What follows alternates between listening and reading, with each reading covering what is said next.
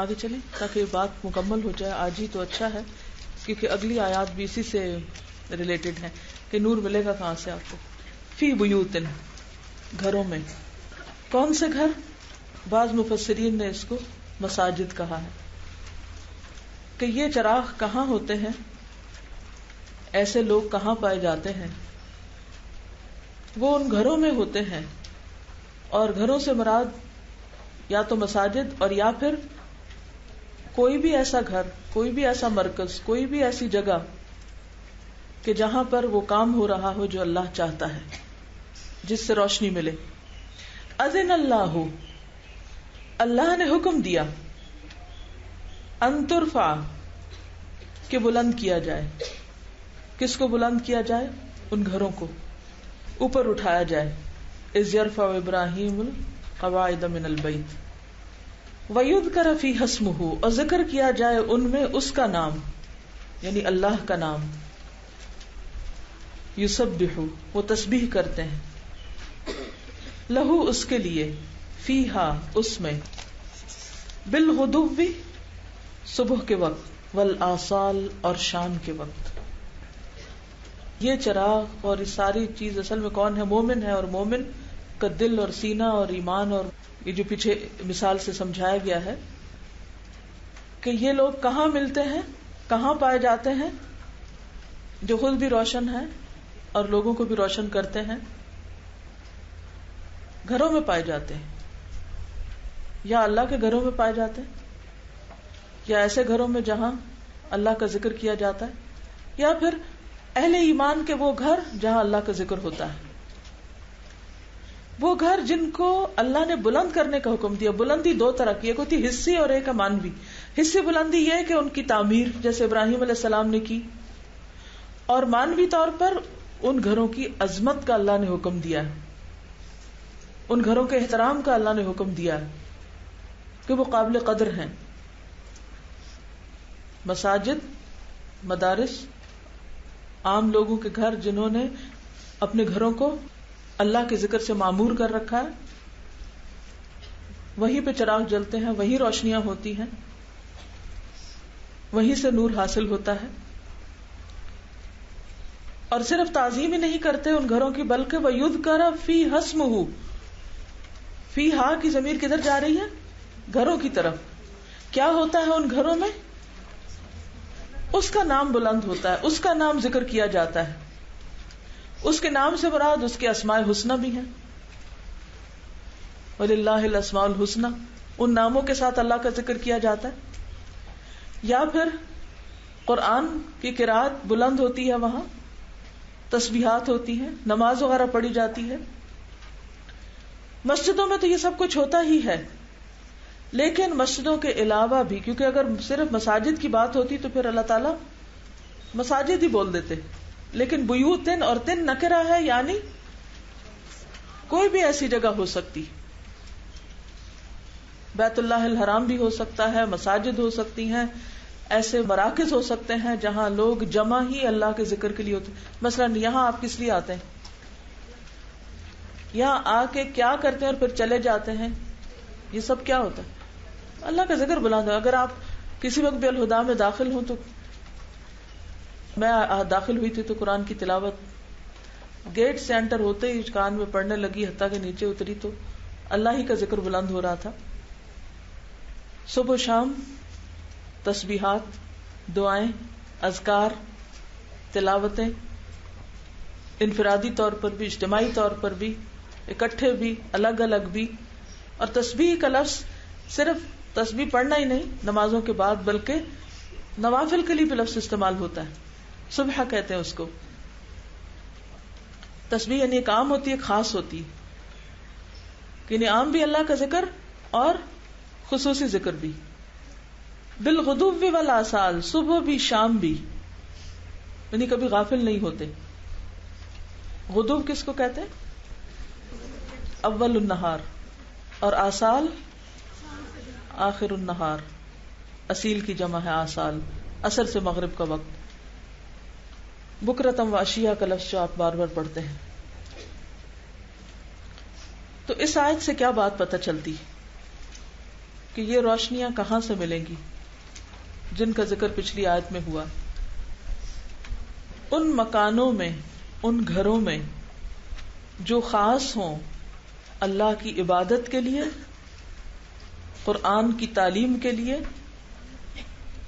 دین کے واعظ اور نصیحت کے لیے، انفرادی اور اجتماعی ذکر کے لیے. اذن اللہ کا معنی کیا ہے؟ اللہ نے حکم دیا ہے. کیا مطلب؟ کس بات کا حکم دیا ہے؟ اہل ایمان کو کیا حکم دیا ہے؟ کیا کریں؟ ان گھروں میں کیا کریں؟ ان ترفع، ان کو بلند کریں. ملٹی سٹوری بنائیں، ہاں ضرورت پڑے تو. یہ تو حصی معلوم ہے. ادروائز کیسے بلند ہو سکتے ہیں یہ گھر؟ مساجد کو کیسے بلند کیا جاتا ہے؟ بڑے بڑے میناریٹس بنا کے، اس مقصد کو پورا کر کے جس کے لیے مسجدیں بنائی گئی ہیں. ان کا نام بلند کیا جائے، یعنی ان کو بلند کیا جائے، یعنی ان کا نام بلند کیا جائے، ان کا احترام کیا جائے. اور نام کیسے بلند ہوتا ہے؟ بدنام نہ کر کے. اب مثلاً اگر آپ الہدیٰ آتے ہیں اور پھر پڑھ کے عمل نہیں کرتے تو یہ نام کی بلندی ہوگی؟ بدنامی ہوگی. تو مقصد تو پورا نہ ہوا. جن جگہوں پر اللہ کا نام لیا جاتا ہے ان جگہوں کا نام بلند کرنا، ان جگہوں کی تعظیم کرنا بھی اللہ ہی کا حکم ہے. اگر آپ کو کہا جائے کہ آپ اس جگہ کو صاف رکھیں، آپ یہاں کی صفائی کریں، یا آپ یہاں روشنی اور ہوا کا انتظام کریں، تو کیا یہ کسی انسان کا حکم ہوگا؟ نہیں، اللہ ہی کا حکم ہے. کیوں؟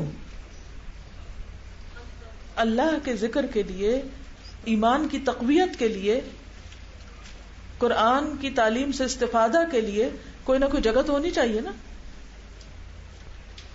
تو جس جگہ پر اللہ کا نام لیا جاتا ہے وہ جگہ بھی قابل احترام ہوتی ہے. اور اس کے احترام کو صرف یہ نہیں کہ جب آپ مسجد میں ہو تو اس وقت تو آپ آہستہ آواز میں بات کریں، جب مسجد سے باہر نکلے تو پھر آپ غلط کام شروع کر دیں تو لوگوں کو یہ کہنے کا موقع مل جائے کہ اچھا ہاں وہ جو فلاں بڑا نمازی ہے وہ ایسا اور ایسا کرتا ہے. اس نے کیا کیا؟ مسجد کو بدنام کیا. یا پھر افسوس کے ساتھ کہنا پڑتا ہے کہ آج ہم لوگوں نے مسجدوں کو کن مقاصد کے لیے استعمال کرنا شروع کر دیا. کیا واقعی ان کا احترام ہو رہا ہے؟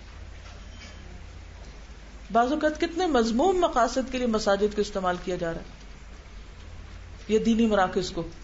اس کی وجہ سے کیا ہوا ہے؟ کیا ان کا احترام بڑا ہے یا گھٹا ہے؟ تو اللہ کا حکم یہ تھا کہ ہم سب مل کر عبادت گاہوں کو روشن کریں، ان کا نام بلند کریں، اور اس میں بس اللہ کو یاد کریں. وہ بندوں کے ناموں کی بلندی کا ذریعہ نہ ہو، وہ اللہ کے ذکر کی بلندی کا ذریعہ ہو. اس میں انسانوں کا نہیں، اللہ کا چرچا ہو. وہاں کے خطبے، وہاں کی تعلیم، وہاں کی ہر چیز سے کیا جھلک رہا ہو؟ اللہ کا ذکر. جہاں کی ہر چیز کو دیکھ کر اللہ یاد آئے. اور جب لوگ وہاں پہنچے تو ان کا دل چاہے کہ وہ عبادت کریں، وہ دل جمی کے ساتھ اللہ کو یاد کر سکیں. یسبح لہ فیہا بالغدو والآصال. اور ان جگہوں کو آباد کریں. اور اس کے آداب آپ نماز نبی میں بھی پڑھ چکے ہوں گے، اور بھی بہت سی. پیچھے بھی آپ کو ظرف ابراہیم القواعد کی آیت میں بھی آپ کو مسجدوں کے احترام وغیرہ کی بات کی گئی. پھر آپ دیکھیں کہ جو دوسرا معنی کیا گیا نا کہ گھروں میں بھی اللہ کو یاد کریں، تو ایک تو مسجد ہو گئی، دینی تعلیم کا مرکز ہو گیا، اور پھر اپنے گھروں کے اندر بھی عبادت کی جگہ بنائیں، اس میں بھی اللہ کو یاد کریں، جیسے حضرت ابوبکر صدیق رضی اللہ تعالیٰ عنہ نے کیا تھا. حضرت عائشہ فرماتی ہیں کہ جب سے مجھے ہوش آیا میں نے اپنے والدین کو مسلمان پایا. کوئی دن ایسا نہیں گزرتا تھا کہ جب آپ ہمارے ہاں تشریف نہ لاتے ہوں. نبی صلی اللہ علیہ وسلم صبح اور شام 2 وقت تشریف لاتے. پھر ابو بکر کے دل میں آیا تو انہوں نے اپنے صحن میں ایک مسجد بنائی، وہاں وہ نماز ادا کرتے اور قرآن پڑھتے. یعنی گھر کے اندر بھی آپ ایک کارنر مخصوص کر سکتے ہیں عبادت کے لیے. اور پھر وہ قرآن پڑھتے، مشرکین کی عورتیں کھڑے ہو کر قرآن سنا کرتی، ان کے بچے بھی سنتے اور تعجب کرتے. ابو بکر کو دیکھتے رہتے. ابو بکر ایک رونے والے آدمی تھے, ان کی آنکھوں سے آنسو رکتے نہیں تھے. یہ صورتحال دیکھ کر مشرکین قریش سٹ پٹا گئے اور انہوں نے کیا کہا کہ ان کو بند کریں. تو جن مسجدوں کی آبادی ایسے لوگوں سے ہوتی جو اللہ کی یاد میں روتے ہیں, اور واقعی ایسے لوگ پھر معاشرے میں بھی روشن چراغ ہوتے ہیں.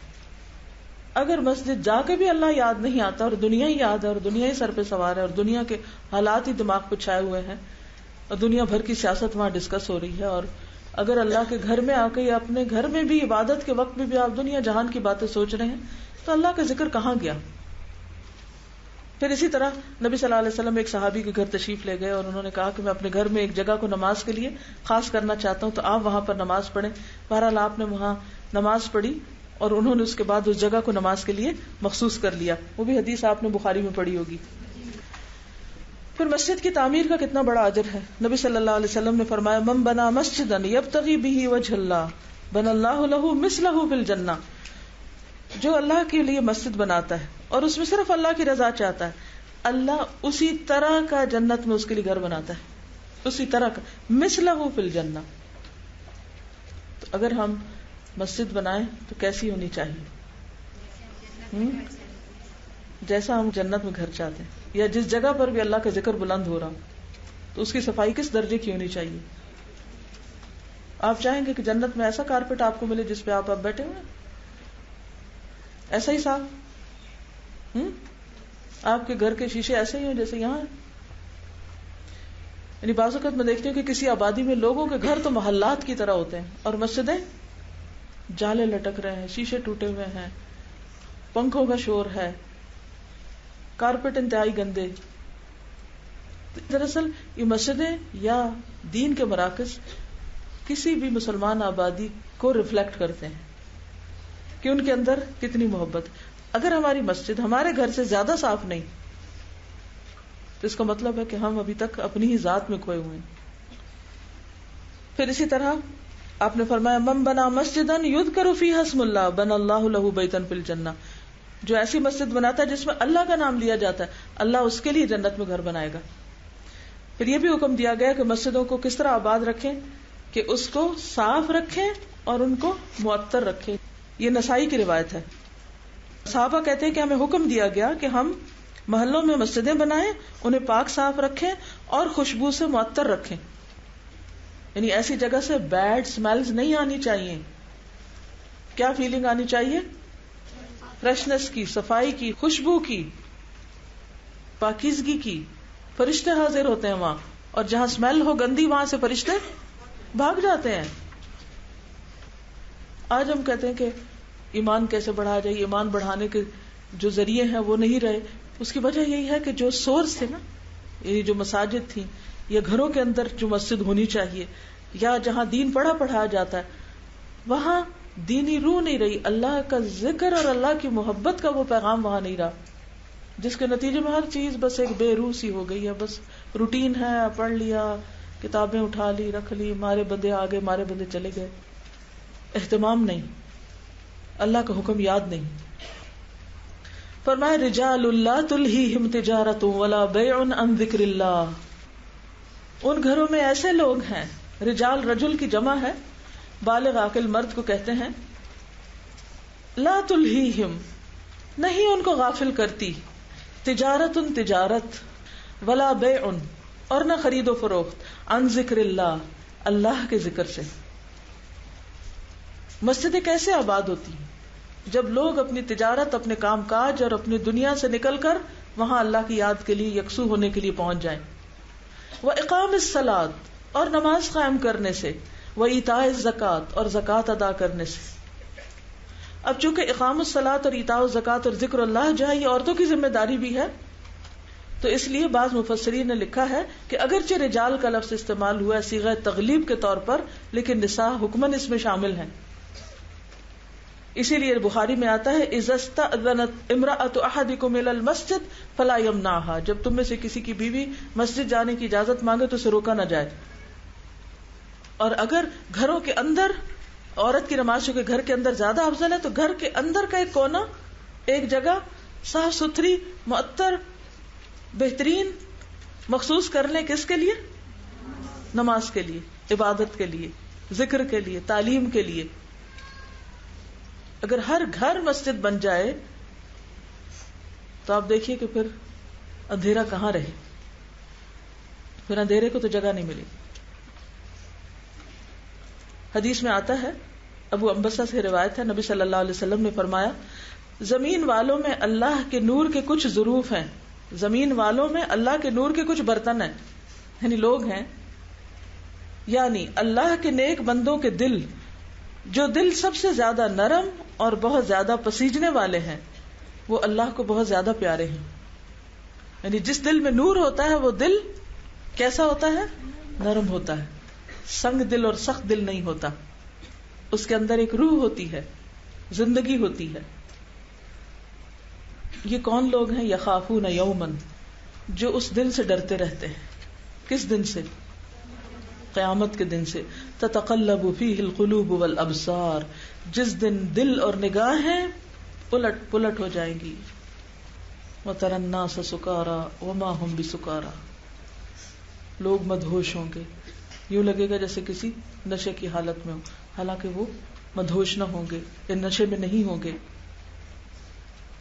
جس دل میں اس دن کا خوف ہوگا اسی کے اندر یہ ٹریٹس ہوں گے کہ کوئی دنیا کی چیز انہیں اللہ کے ذکر سے غافل نہیں کرے گی، نماز کے قیام سے غافل نہیں کرے گی، زکوٰۃ کی ادائیگی سے غافل نہیں کرے گی. اقامۃ الصلاۃ جو ہے مردوں کے لیے مسجد کے بغیر ہوتی نہیں، لیکن مسجدوں کی طرف کون رخ کرے گا؟ جس کو اس دن کا ڈر ہوگا. اب آپ دیکھیے کہ آیت کے پہلے حصے میں 3 بڑی خصوصیات کا ذکر ہے کہ دنیا میں ہوتے ہوئے اللہ کے ذکر سے غافل نہیں. وہ اپنی شاپس میں، اپنے بزنس میں، اپنی جاب میں، کہیں بھی ہیں، ان کے دل میں اللہ کی یاد ہے. پھر کیا ہے کہ وہ کاموں میں ایسے محو نہیں ہوتے کہ وہ اقامت صلاۃ نہ کر سکیں. اور پھر یہ کہ وہ اپنے مال میں سے بھی حصہ نکالتے ہیں، وہ بھی نہیں بھولتے، اس کی بھی انہوں نے پوری کیلکولیشنز کی ہوئی ہوتی ہیں. یہ وہ لوگ ہیں جو آخرت سے ڈرتے ہیں، یہ سارے کام کر کے پھر بھی اللہ سے ڈرتے ہیں.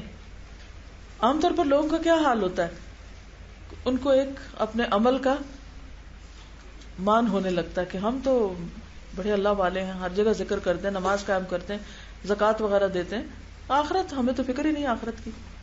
زبان سے نہ بھی کہیں لیکن عمل سے یہ ظاہر ہو رہا ہوتا ہے. لیکن یہاں اللہ تعالی حقیقی نور والوں کی کیا مثال دیتے ہیں کہ وہ یہ سب کچھ کر کے بھی آخرت کے عذاب سے ڈرتے ہیں کہ وہ اتنا وحشتناک دن ہوگا کہ جس دن دل اور آنکھیں پلٹ جائیں گی. سورۃ المومنون میں بھی آپ پڑھ چکے ہیں، والذین یؤتون ما آتوا وقلوبهم وجلہ. سورۃ الانسان میں آتا ہے انا نخاف من ربنا یوما عبوسا قمطریرا فوقاهم اللہ شر ذلک اليوم ولقاهم نضرۃ وسرورا. ہم کتنے بھی مصروف ہوں، کتنے بھی دنیا کے کام ہوں، لیکن حکم کیا ہے کہ کسی بھی حال میں اللہ کو نہ بھولیں. یا ایھا الذین آمنوا لا تلھکم اموالکم ولا اولادکم عن ذکر اللہ ومن یفعل ذلک فاولئک هم الخاسرون. ایمان والو، تمہارے مال اور تمہاری اولادیں تمہیں اللہ کے ذکر سے، اللہ کی یاد سے غافل نہ کرے، اور جو ایسا کرے گا نقصان اٹھائے گا. یہ سب کیوں ہوتا ہے؟ لیجزیہم اللہ احسن ما عملوا، کہ جزا دے ان کو اللہ ان کے بہترین کاموں کی جو انہوں نے عمل کیے، یا بہترین جزا دے ان کے اعمال کی جو انہوں نے کیے. وَيَزِيدَهُم مِّن فَضْلِهِ، اور اپنے فضل سے زیادہ عطا کرے. وَاللَّهُ يَرْزُقُ مَن يَشَاءُ بِغَيْرِ حساب، اور اللہ جس کو چاہتا ہے بے حساب رزق دیتا ہے. اس سے کیا پتہ چلتا ہے کہ جو لوگ یہ کام کریں گے، کون کون سے؟ اللہ کے گھروں کا احترام، ان کی آبادی، ان میں اللہ کا ذکر، صبح شام تسبیح، پیور دنیا کے کاموں میں بھی اللہ کی یاد کو فراموش نہ کرنا، اقامت صلاۃ، ایتاء زکوٰۃ اور آخرت کا خوف، تو اللہ ان کو ان کے اعمال کا بہترین بدلہ دے گا. احسن جو ہے یہ افعل التفضیل کا صیغہ ہے، بہترین ثواب. اور صرف بہترین نہیں بلکہ اور بھی زیادہ دے گا، یعنی صرف عمل کی جزا نہیں ہوگی بلکہ اس سے زیادہ ہوگا. اور اللہ رزق دیتا ہے جس کو چاہتا ہے بغیر حساب کے. عام طور پہ یہ سمجھا جاتا ہے نا کہ اگر ہم نے نماز میں وقت لگایا یا دین پڑھنے میں لگ گئے یا کوئی اور اچھے کاموں میں لگ گئے تو پھر شاید ہمارا رزق، ہماری جاب اور ہم دنیا کی دوڑ میں پیچھے رہ جائیں گے. خصوصاً جن ملکوں میں ٹائم کیلکولیٹ ہوتا ہے نا، تو آورلی پیمنٹ ہوتی. اب اگر کوئی شخص اپنی جاب پہ نماز پڑھنا شروع کر دے تو کیا ہوگا؟ پیمنٹ کٹ جائے گی اس کی. تو وہ کیا کرتے ہیں، لوگ نماز میں نماز چھوڑتے جاتے ہیں، پھر آخر میں پڑھ لیتے اور بعض تو نہیں پڑھتے. بات یہ ہے کہ دنیا کا رزق یا آخرت کا وہ اللہ کے ہاتھ میں، بندوں کے ہاتھ میں نہیں ہے. اور اللہ جس کے لیے چاہتا ہے اس کو جتنا چاہتا ہے بڑھا دیتا ہے. بعض اوقات تھوڑے میں بھی بہت برکت ہوتی ہے اور بعض اوقات بہت بھی کسی کام کا نہیں ہوتا. اور ایک اور بات جو اس آیت سے پتہ چل رہی ہے وہ یہ ہے کہ اللہ تعالی بندوں کے ساتھ بندوں کی طرح کا معاملہ نہیں کرتا، بلکہ فضل اور احسان کا معاملہ کرتا ہے.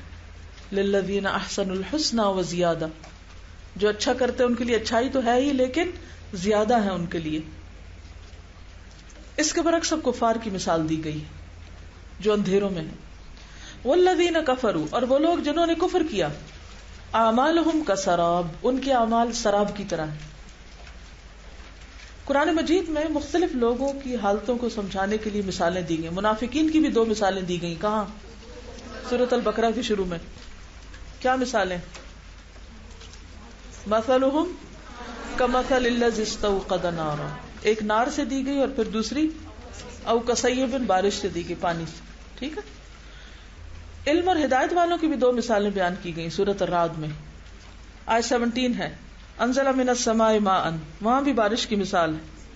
فسالت اودیۃ بقدرها فاحتمل السیل زبدا رابیا ومما یوقدون علیہ فی النار، وہاں بھی پانی اور آگ ہے. منافقین کی مثال بھی پانی اور آگ سے دی گئی، اور یہاں بھی آپ دیکھیں گے کہ پانی سے بات سمجھائی گئی. والذین کفروا اعمالہم کسراب، اہل کفر جو بھی کام کرتے ہیں ان کے اعمال کی کوئی حقیقت نہیں ہے، وہ سراب کی طرح. دیکھیے سراب اور شراب دونوں ملتے جلتے لفظ ہیں، ایک مشین اور ایک مسین. شراب کس کو کہتے ہیں؟ پینے والی چیز کو، ڈرنک. شراب بھی شراب ہی کی طرح سمجھا جاتا ہے، یعنی پینے والی چیز، پانی، لیکن حقیقت میں پانی نہیں ہوتا. تو فرمایا کہ جو لوگ کفر کر رہے ہیں، اللہ کو نہیں مانتے، جن کے پاس نور نہیں، ان کے اعمال، نمائشی عمل، بظاہر کام بہت بڑے بڑے کام کرتے ہیں. وہ بھی دنیا کو سنوار ڈالا انہوں نے بزعم خود، لیکن وہ شراب کی طرح نہیں، سراب کی طرح ہے. سیراب کرنے والے نہیں، سراب ہیں. سراب جو بظاہر پانی لگتا ہے لیکن ریت ہوتی ہے، جس کو خاص زاویے سے دیکھے تو یہ لگتا ہے جیسے پانی بہ رہا ہو، لیکن جب پاس پہنچتے ہیں تو کچھ بھی نہیں ہوتا. بقیعۃ، ایک ہموار میدان میں، صحرا میں. یحسبہ الظمآن ماء، جس کو پیاسا پانی سمجھتا ہے. ظمآن رحمان کی طرح مبالغہ کا صیغہ ہے، بہت زیادہ شدید پیاسا. تو صحرا میں دوپہر کے وقت ریت اس طرح چمک رہی ہوتی ہے جیسے پانی ہو. تو جو لوگ پانی کی تلاش میں ہوتے ہیں وہ بعض اوقات میلوں سفر کرتے ہیں اور دور سے ان کو ریت کا تودا ایسے نظر آتا ہے، یہ ریت کا علاقہ جیسے وہاں پانی ہے. جب وہاں پہنچتے تو پانی نہیں ہوتا، پھر آگے جاتے ہیں، پھر دھوکہ کھاتے ہیں. تو کفار بھی دراصل دھوکے میں ہیں. وہ سمجھتے ہیں کہ بڑے بڑے کام کر رہے ہیں. سورۃ کہف میں بھی آپ نے پڑھا تھا، قل هل ننبئکم بالاخسرین اعمالا الذین ضل سعیهم فی الحیاۃ الدنیا وهم یحسبون انہم یحسنون صنعا. جس طرح شراب کو لوگ سمجھتے ہیں کہ ٹھاٹھے مارتا پانی، یہ لوگ بھی سمجھتے ہیں کہ ان کے اعمال بہت زبردست ہیں. حتی اذا جاءہ، یہاں تک کہ جب اس کے پاس آئیں گے، یعنی قیامت کے دن یا موت کے وقت، لم یجدہ شیئا، نہیں پائیں گے اس کو کچھ بھی، وہاں تو کچھ ہوگا ہی نہیں. تو کفار کے لیے موت کا وقت شراب کی طرح ہے، ساری زندگی تھکتے ہیں، لیکن جب جزا کا وقت آتا ہے تو کچھ بھی نہیں ان کے لیے، سب کچھ ختم ہو گیا. ووجد اللہ عندہ، اور پایا اللہ کو اس کے پاس، اب تو اللہ سے ملاقات کا وقت ہے. فوفاہ حسابہ، تو اس نے پورا دے دیا ان کو ان کا حساب کر کے کہ تم نے تو کچھ بھی یہاں کے لیے اور میرے لیے نہیں کیا تھا. اب کوئی بدلہ نہیں تمہارے لیے. واللہ سریع الحساب، اور اللہ بہت جلد حساب لینے والا ہے. مت ریجھو دنیا میں ترقی کرنے والوں پہ، جنہوں نے اپنی دنیا کو بہت کامیاب بنا لیا اور بہت کچھ سمجھتے ہیں اس کو، لیکن حقیقت میں موت کے وقت انہیں کوئی بھی چیز فائدہ نہ دے گی. دوسری مثال، او یا کظلمات، اندھیروں کی طرح، فی بحر لجی، گہرے سمندر میں، عمیق سمندر میں. لجی بہت پانی والا، گہرا. موجزن، یغشاہ موج، ڈھانپتی ہے اس کو موج، من فوقہ موج، اس کے اوپر ایک اور موج، من فوقہ سحاب، اس کے اوپر بادل. گہرا سمندر، سمندر کی تہہ، اس کے اندھیرے کو سوچو کہ جس پر ایک موج، موج کے اوپر پھر موج، موج کے اوپر پھر بادل. ظلمات بعضها فوق بعض، اندھیرے اس میں سے بعض کے اوپر بعض. جیسے نور علی نور تھا، یہاں ظلمات بعضها فوق بعض ہے. اتنا اندھیرا، ایسی لا علمی، ایسی جہالت، ایسا کفر. اذا اخرج یدہ لم یکد یراہا، جب اپنا ہاتھ بھی نکال کے دیکھے تو وہ بھی نظر نہ آئے اس کو. کیونکہ اللہ نے ہدایت کی نشانیاں تو انسان کے اپنے جسم میں بھی رکھ دی ہیں، لیکن جن کے اندر نور نہیں ہوتا ان کو اپنے ہاتھوں سے بھی کوئی رہنمائی نہیں ملتی کہ کس نے بنائے اور کیسے بنائے، کیوں بنائے. اذا اخرج یدہ لم یکد یراہا، اتنا اندھیرا کہ اپنا آپ بھی نظر نہیں آتا. ومن لم یجعل اللہ لہ نورا فما لہ من نور، اور جس کے لیے اللہ نور نہ بنائے اس کے لیے تو کوئی نور ہے ہی نہیں. جس کو اللہ ہدایت نہ دے اس کے لیے کوئی ہدایت کا راستہ نہیں. اب یہاں اس بات کو ایک کس مثال سے سمجھایا گیا؟ گہرے سمندر کے اندھیروں سے. کبھی آپ نے دیکھے تصویریں جو آج کل گہرے سمندر سے جو مختلف طرح کے جانور اور مختلف قسم کی وہ دکھاتے ہیں، اور یہ ایک حقیقت ہے، پروفڈ فیکٹ ہے کہ سب سے زیادہ اندھیرا زمین پر نہیں سمندر کے اندر ہے.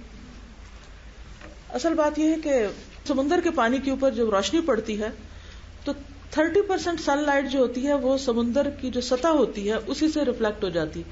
آپ نے دیکھا ہوگا نا کہ وہ وہیں سے ہی کیا ہوتا ہے، واپس شعاعیں نکل رہی ہوتی ہیں. پھر اس کے بعد یہ ہے کہ ایک خاص حد تک صرف نیلے رنگ کی لائٹ جاتی ہے، باقی سارے رنگ پانی میں جذب ہوتے جاتے ہیں. سورج کی روشنی اگر پڑے بھی نا سمندر پہ تو 200 میٹر تک صرف نیلا رنگ ہوتا ہے. روشنی کے کئی رنگ ہیں نا، ویب گوائر جو ہے 7 رنگ ہیں، تو باقی سارے رنگ جو ہوتے ہیں وہ مختلف پانی کی لہروں میں جذب ہوتے جاتے ہیں، اس سے آگے پینیٹریٹ نہیں کر سکتے. 200 میٹر تک صرف نیلا رنگ جاتا ہے. اس کے بعد اگر صرف نیلا رنگ ہے تو لائٹ نہ ہونے کے برابر رہ جاتی.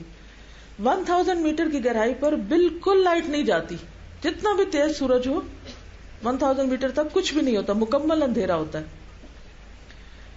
جہاں پر جانوروں کی آنکھیں بھی نہیں ہوتی، ضرورت ہی نہیں ان کو آنکھوں کی، کیونکہ آنکھوں سے دیکھنا ہی نہیں ان کو.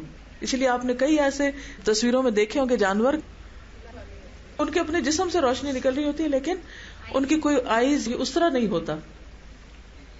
سینسرز ہوتے ہیں جس کے ذریعے وہ دشمن کو پہچانتے ہیں، خوراک کی پہچان کرتے ہیں. جیسا ماحول اللہ نے ویسے ہی لوگوں کو اسباب دیے. اونٹ کو جو بنایا تو اس کو اس کے ماحول کے مطابق بنایا صحرا میں چلنے کے لیے. تو سمندر کا پانی جہاں زیادہ گہرا ہوتا ہے وہاں پر زیادہ ڈینسٹی ہوتی ہے اور اس کے اوپر اتنا ہی کم، یعنی اس کی جو شدت ہوتی ہے وہ بھی، یعنی پانی کا جو بوجھ ہوتا ہے یا پریشر ہوتا ہے وہ بھی اسی کے مطابق ہوتا ہے. جو شیلو ہوتا ہے وہ مختلف ہوتا ہے، جو زیادہ گہرا ہوتا ہے اس کا اتنا ہی. تو وہاں روشنی بالکل نہیں جاتی. تو اسی طرح ایک ہوتا ہے عام کفر.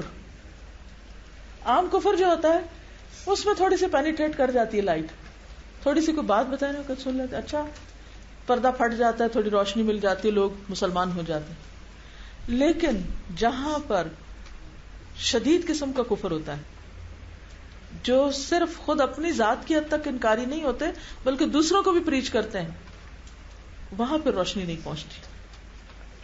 کچھ لوگوں کو اگر آپ دین کی بات بتائیں تو وہ سن لیتے ہیں، ان کے دل کھل جاتے ہیں، وہ ہدایت پر آ جاتے ہیں. کہ کچھ لوگ ایسے ہوتے ہیں کہ جو کسی صورت بھی نہیں مانتے، جیسے ابو جہل ہے اور فرعون تھا، نہیں مانے. لوگوں کے بھی درجے ہوتے ہیں. جس طرح ایمان والوں کے درجے ہوتے ہیں, جیسے نور و لا نور ہوتا ہے, اسی طرح اندھیروں کے بھی درجے ہوتے ہیں. ہوپ لیس کیسز ہوتے ہیں. کوئی بات آپ کی, کوئی چیز کسی طرف سے بھی اندر نہیں جانے کا نام لیتی. پھر آپ دیکھیں کہ لہریں جو بنتی ہیں سمندر کے اندر, وہ بھی کہاں بنتی ہیں؟ ہلکے پانی میں. جتنی گہرائی ہوتی ہے وہاں پر زیادہ لہریں ہوتی ہیں. ایک لہر ادھر جا رہی اوپر کی سطح پہ, دوسری طرف جا رہی, یعنی اپوزٹ لہریں اندر سے جا رہی ہوتی ہیں. کلر بھی پانی کے مختلف ہوتے ہیں. تو اسی طرح جیسے سمندر کے رنگ مختلف ہیں, انسانوں کے رنگ بھی مختلف ہیں. تو ہدایت اسی کو ملتی ہے جو اندھیروں سے باہر آنا چاہتا ہے, اور جس کے لیے اللہ ہی نے نور کا فیصلہ نہ کیا ہو پھر وہ نور نہیں پا سکتا. ایسے لوگوں کے سامنے دلیلیں, عقل کی باتیں, لاجک, آیات, کوئی چیز فائدہ نہیں دیتی. اور بعض اوقات ایسا لگ رہا ہوتا ہے کہ جیسے آپ کی باتیں باؤنس کر رہی. ریسنٹلی مجھے کسی ایسے شخص سے ملنے کا اتفاق ہوا جو دین کے بارے میں کوئی بات نہیں سننا چاہتا. تو میں نے غور کیا کہ اس کو یہ بھی نہیں پتا چلتا کہ وہ خود کیا کہہ رہا ہے. وہ اپنی ہی بات کو خود ہی کنٹرڈکٹ کر رہا تھا, اپنے ہی کیے ہوئے سوال کو بھول رہا تھا. اور مجھے یوں لگ رہا تھا کہ جیسے کسی چیز کے آپ آس پاس گھومتے جاتے ہیں نا, اور رستہ دیکھتے ہیں کہ کہیں سے تو اندر جانے کا راستہ ملے. یہ لگتا تھا کہ جیسے وہ مضبوط قسم کی وال ہوتی ہے نا کوئی, کہ جس میں آپ نہ کوئی کیل ٹھوک سکتے ہیں اور نہ ہی آپ اس کو توڑ سکتے ہیں, نہ ہی آپ کوئی اس میں دروازہ پاتے ہیں, کوئی رکھنا نہیں ہوتا, کسی طرف سے بھی اندر جائے. کچھ کوئی بند قلعے میں ہوتا ہے نا جیسے. تو بعض اندھیرے اس قسم کے ہوتے ہیں. کچھ میں تو کریک جلدی ہو جاتے ہیں, کیونکہ ہر انسان اپنے ماحول سے کنڈیشنڈ ہوتا ہے. کچھ نہ کچھ لیئرز اوپر پڑی بھی ہوتی ہیں اندھیروں کی, ہم میں سے ہر ایک کے اوپر. کوئی ادھر سے نظریات سنے, کوئی ادھر سے سنے, کوئی ادھر سے سنے. اگر آپ مشاہدہ کریں نا تو بچے جیسے چھوٹے ہوتے ہیں نا, ان کے کوشچن اور طرح ہوتے ہیں, ذرا بڑے ہوتے جاتے ہیں اور طرح ہوتے ہیں, چھوٹے اور بڑے ہوتے ہیں اور طرح ہوتے ہیں. تو میں سوچتی ہوں کہ فرق کیسے آ رہا ہے, کیوں آ رہا ہے. تو یہ ہوتا ہے کہ جو باتیں سن کے آتے ہیں نا, اس کی لیئرز ان کے اوپر پڑی ہوئی ہوتی ہیں. پھر آپ ایک اتارتے ہیں, دوسری اتارتے ہیں, تو کہیں نہ کہیں موقع آ جاتا ہے کہ آپ اندر گھس جاتے ہیں, جلدی پھٹ جاتے ہیں پردے. لیکن کچھ پردے بڑے سخت ہوتے ہیں. آپ کسی ایسے مکان کا تصور کریں کہ جس میں آپ ہوں اور اس میں کچھ نہ کچھ سوراخ ہے, کہیں نہ کہیں سے روشنی کی چھوٹی سی بھی کرن آ جاتی ہے نا, پورے کمرے کو روشن کر دیتی. جب رات کو لائٹ جاتی تو اگر کہیں سے بھی کوئی رکھنا ہو تو چھوٹی سی کرن بھی روشن کر دیتی. لیکن کچھ عمارتیں ایسی ہوتی ہیں کہ جن کی ڈبل گلیزنگ ہوتی ہے, شیشے بھی دورے لگے ہوئے ہوتے ہیں, پردے پڑے ہوئے ہوتے ہیں, جو پردے ڈالے ہوئے ہوتے ہیں ان کی بھی 2-2 3-3 لیئرز ہوتی ہیں نا. جن ملکوں میں گرمیوں میں راتیں بہت چھوٹی ہوتی ہیں نا, 2-3 گھنٹے کی ہوتی ہیں, تو وہاں پر باقاعدہ اس طرح کے انتظام کیے ہوتے ہیں کہ وہ پردے عام کپڑوں کے نہیں ہوتے, چمڑے جیسے پردے لٹکاتے ہیں اور پھر اس کے اوپر پردے ڈال رہے ہوتے ہیں. تو وہ دن کو جب سورج چمک رہا ہوتا ہے باہر, تو اندر کا ماحول اس طرح بناتا ہے جیسے بالکل اندھیرا ہو, کیونکہ انہیں دن کو سو کے اپنی نیند پوری کرنی ہوتی. کہیں سے بھی روشنی کی کوئی کرن نہیں جاتی, جیسے ٹارچر سیلز ہوتے ہیں نا, مکمل اندھیرے میں رکھتے. تو ایسے ہی کچھ انسانوں کے دل مکمل اندھیرے میں ہوتے ہیں, کہیں سے بھی روشنی نہیں جاتی. اور کیوں نہیں جا پاتی؟ کیونکہ وہ ٹوٹنا نہیں چاہتے. بعض اوقات تکبر کا شکار ہوتے ہیں, بعض اوقات اپنی بات کو بالکل درست سمجھ رہے ہوتے ہیں, دوسرے کی کوئی دلیل سننا نہیں چاہتے. تو بہرحال اللہ نے ہر طرح کے لوگ پیدا کیے ہیں. ہمیں دیکھنا یہ ہے کہ ہم کہاں کھڑے, ہم کس کیٹیگری میں شامل ہوتے ہیں, اور ہم اس نور سے کتنا استفادہ کر رہے ہیں, اور ہمارے اندر کی روشنیوں کا کیا عالم ہے. آیات کی تلاوت سنیے, پھر سوچئے, غور کیجئے, اور پھر مجھے بتائیے آپ نے اپنے لیے کیا لیا. اگر نور کو ایک طرف آپ رکھیں اور پھر اندھیرے کو, تو نور کو کیا کیا چیزیں زیادہ انلائٹن کر رہی تھی, کس کس چیز کی وجہ سے نور میں شدت آ رہی تھی؟ زجاجہ کی وجہ سے, زیتون کے تیل کی وجہ سے, اور 3 درجے تھے نا, 3 چیزیں تھیں. ٹھیک ہے. اسی طرح اندھیرے میں بھی آپ دیکھیں کہ ظلمت البحر ہے, سمندر کا اپنا اندھیرا, پھر موجوں کا اندھیرا 1 اور 2, اور پھر سحاب کا اندھیرا, یعنی جہل مرکب, جہالت پر جہالت, لا علمی, نہ ایمان کا نور, نہ علم کا نور, نہ فطرت کا نور, سارے ہی نور بجھ گئے. اور وہاں پر فطرت کا نور بھی ہے جس پر اللہ نے بندوں کو پیدا کیا، پھر ایمان کا نور، اس پر مزید علم کا نور، اچھی صحبت کی ریفلیکشن. دو بالکل متضاد اپوزٹ راستے ہیں، دو متضاد کلچرز، دو متضاد رویے اور طریقہ ہے زندگی. وآخر دعوانا ان الحمد للہ رب العالمین. سبحانک اللہم وبحمدک نشہد ان لا الہ الا انت نستغفرک ونتوب الیک. السلام علیکم ورحمۃ اللہ وبرکاتہ.